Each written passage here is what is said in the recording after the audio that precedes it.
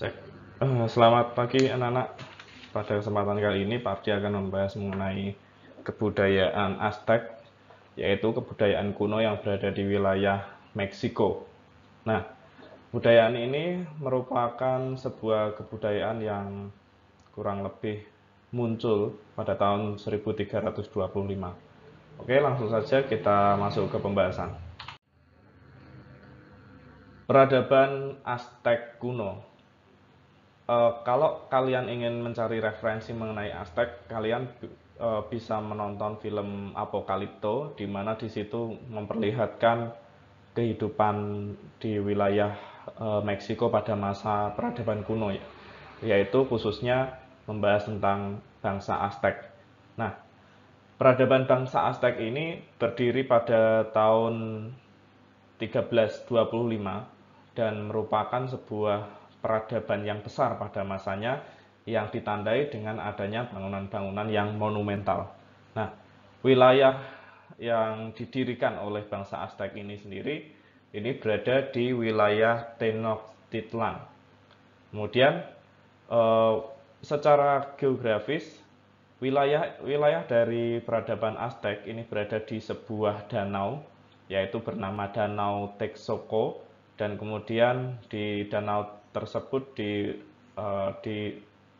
danau ini terdapat piramida-piramida besar.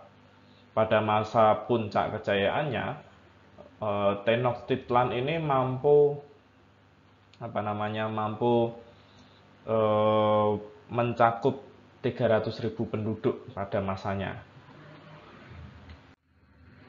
Kemudian, bagaimana kehidupan pemerintahan dan hukum pada masa Aztec kuno? Aztec kuno itu dipimpin oleh seorang raja, di mana raja ini dianggap merupakan penjelmaan dari dewa. Nah, raja dari Aztec itu memiliki keistimewaan tersendiri. Di antaranya, raja hanya bisa melakukan komunikasi dengan bangsawan maupun pendeta.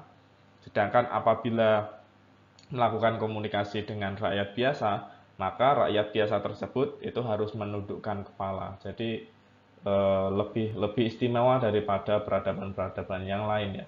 Kemudian yang kedua yaitu selain sebagai kepala pemerintahan, Raja Aztec juga memimpin sebuah upacara-upacara di wilayah Aztec kuno. Raja itu memimpin juga upacara penting berupa pengorbanan dan keagamaan. Jadi kalau kalian lihat film Apokalipto, itu di sana memperlihatkan adanya pengorbanan manusia, di mana manusia itu kemudian dibelah, dipenggal, kemudian organnya itu dipersembahkan kepada dewa. Itu mirip dengan apa yang disiarkan di Doraemon. Itu pernah ada salah satu scene yang membahas tentang Aztec yang Shizuka mau dikorbankan. Kira-kira hampir sama dengan itu. Kemudian pengorbanan tersebut itu ditujukan kepada dewa Huitzilopochtli. Nah, apa tujuan pengorbanan oleh bangsa Aztec? Para ahli sejarah itu memperkirakan ada 3 tujuan dari bangsa Aztec dalam rangka pengorbanan ini. Di antaranya yang pertama, pengorbanan manusia dilakukan untuk mengurangi jumlah penduduk, terutama sejak jumlah tawanan perang meningkat dengan pesat dibandingkan dengan tingkat kelahiran. Jadi hipotesis pertama adalah karena adanya pembludakan penduduk di wilayah Aztec kuno. Kemudian yang kedua, mayat-mayat yang telah dikorbankan merupakan sumber protein dan vitamin bagi masyarakat Aztec. Jadi di hipotesis kedua ini dianggap bahwa Aztec itu mungkin dia merupakan orang-orang kanibal. Namun hipotesis ini sangat lemah karena melihat kalau kita berdasar pada hipotesis ini, orang Aztec kekurangan protein maupun vitamin itu dapat dibantah karena wilayah Aztec itu relatif subur dan wilayah tersebut mampu menghasilkan tumbuhan jagung, kacang, dan tomat. Jadi hipotesis kedua ini sangat lemah. Kemudian yang ketiga, untuk menakut-nakuti para pembangkang dan pemberontak agar mereka tidak melakukan perlawanan terhadap kekuasaan raja. Jadi sebuah upacara itu ditujukan untuk menakut-nakuti para pembangkang dari Aztec. Kemudian kehidupan ekonomi. Aztec bertumpu pada kegiatan pertanian di mana wilayahnya itu sangat subur. Pertanian Aztec ini dianggap merupakan pertanian dengan level yang tinggi karena mereka mampu menguasai teknik hidrologi atau teknik pengairan.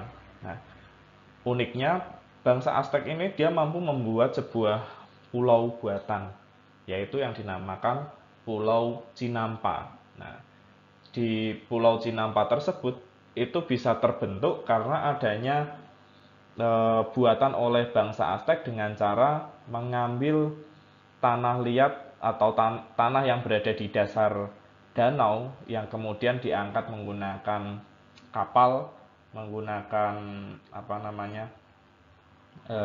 kapal-kapal kecil, kemudian baru dibuat di salah satu tempat yang dianggap untuk wilayah Cinampa ini.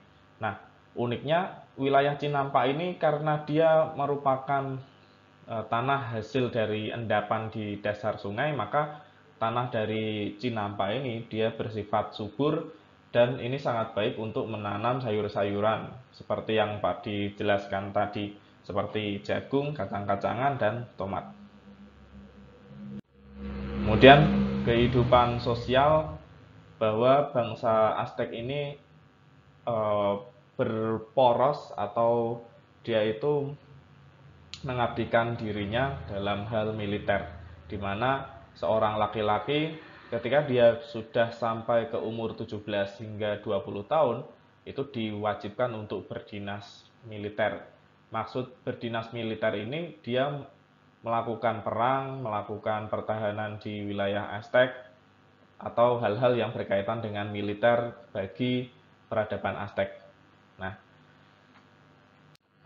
kemudian yang terakhir ada stratifikasi sosial atau tingkatan dari peradaban bangsa Aztec atau peradaban Aztec kuno.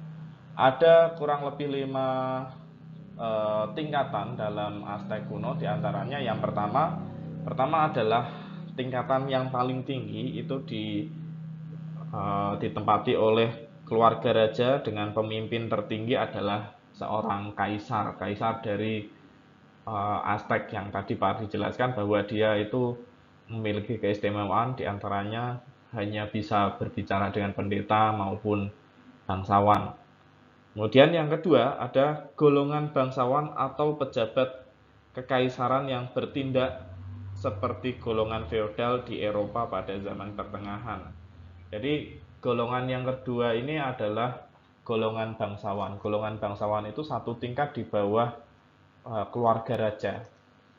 Kemudian yang ketiga adalah golongan tentara atau prajurit.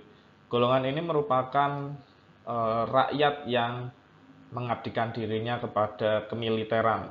Namun apabila mereka gagal, mereka dipersembahkan kepada dewa Aztec yang tentunya dilakukan